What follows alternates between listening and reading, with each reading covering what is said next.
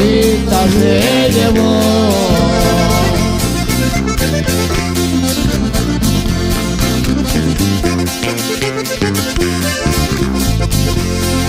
Esa tarde había llovido, estaba el suelo mojado, de tanto que la arrastró, porque tan perdió el calzado.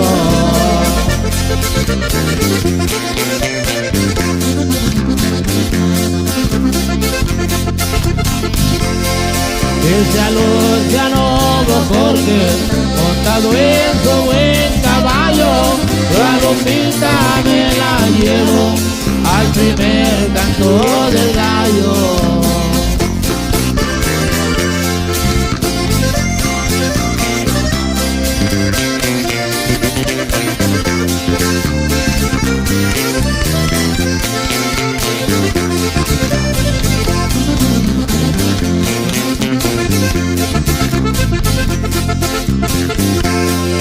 Ese palomita Malverde, como queriendo llorar, has hecho lo que has querido, pero sin mi voluntad.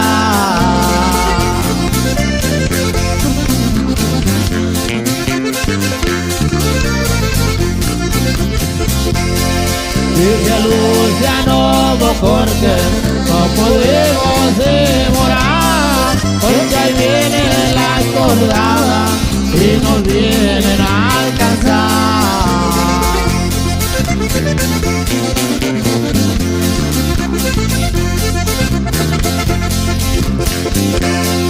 Esa gente de Trayana, todos daban su opinión, que fusilen a Jorge, que no alcance salvación.